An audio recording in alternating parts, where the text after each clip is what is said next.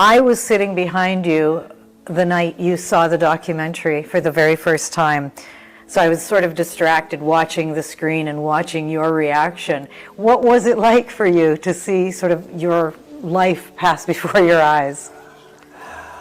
I thought that I would like to have done this all over again. Why? You mean the life? You wanted to live again, or you wanted to redo the doc? Yeah, I'd do the whole thing all over again. I want to do this whole thing all over. How would it have looked different? Well, I probably would have put more music into it and less jawboning. I thought the jawboning was pretty interesting, though. Did it make you? I would have chosen from my more recent catalog because we had stuff available. We had some great stuff available that we just did 6 or 7 years ago that was hardly looked at all. So I would like to have seen some of that. So what they usually do, they go right back to the beginning and get the very first thing that ever happened, and there it was. A song which I lost faith in after about singing it for about 23, 24 years on stage. I finally said, I'm not going to sing this anymore. That's what you get for loving Because of what it says. Yeah, because of what it says. Tell me why that turned you off so much after so many years. Well, it's an insult to women. Some people say you could turn that around and it could be the woman doing this song. I say, oh, that's right, so you could. Just think about it. The woman could be talking to the man.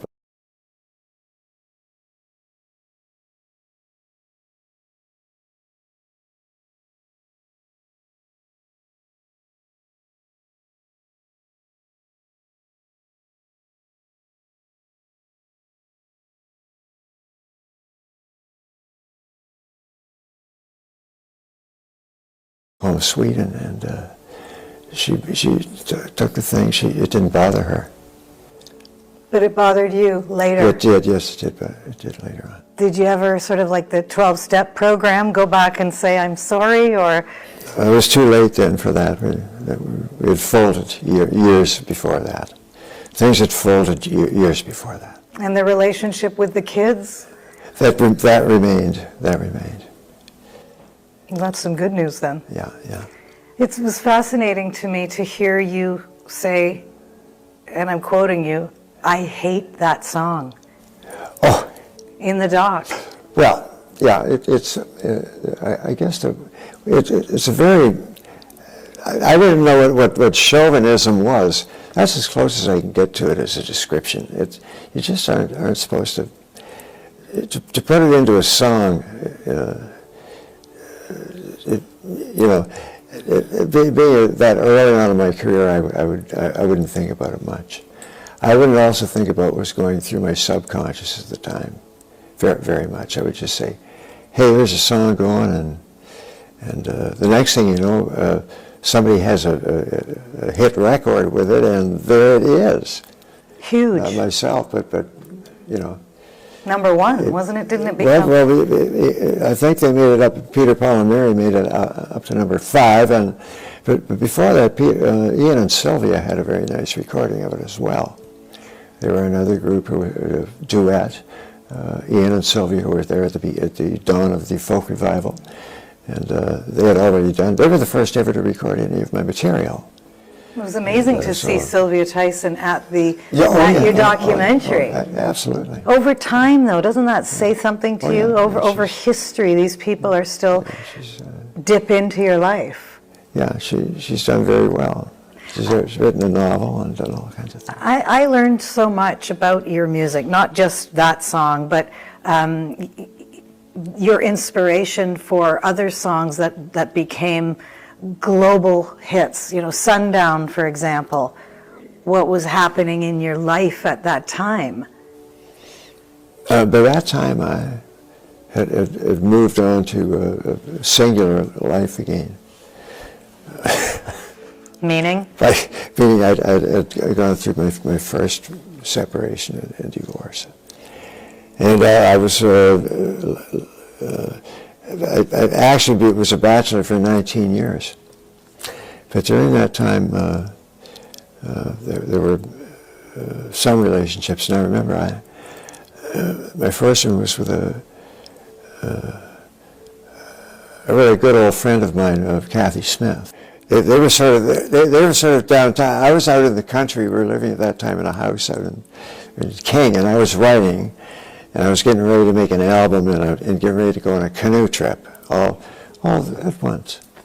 Writing the tunes and getting ready to go on a canoe trip. And Kathy was in town with her friends there, and they were hopping the bars. They were bar hopping, and down here in the city, downtown. The girls all went downtown, and I started thinking about feeling that little pang of, well, I wonder what they're up to, and that is how that song "Sundown" came to be, and it was purely imagining falling in favor with someone else other than myself while they were, not that I would have any right to do so. Like most of us know that Canada and the world of music lost a renowned singer and songwriter, Gordon Lightfoot.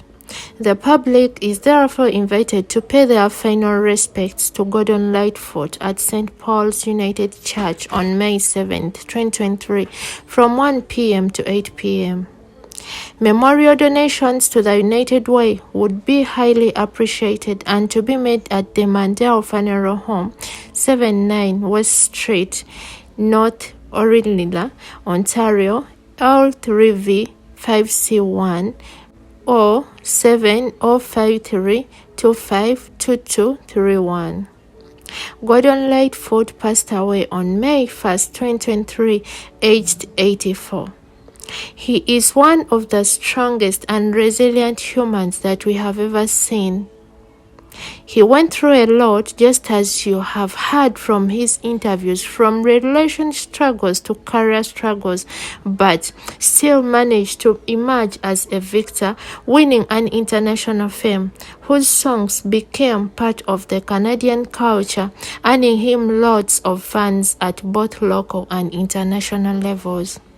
I hope you guys have listened carefully to Gordon Lightfoot's voice in this video and learned something from him.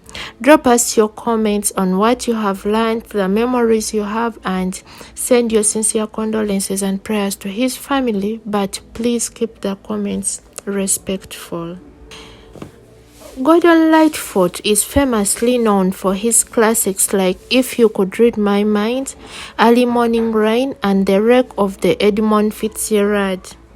It's no doubt that the world, and Canada in particular, has lost one of its genius storytellers, and this can be told from his interviews and career background. Gordon Lightfoot is survived by his wife Kim Lightfoot, their children, as well as grandchildren and great-great-grandchildren.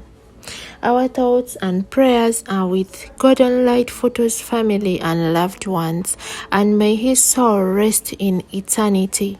You are watching Taj News Media, and please consider subscribing and turning on your notification bells so that you'll be updated with every video that we upload.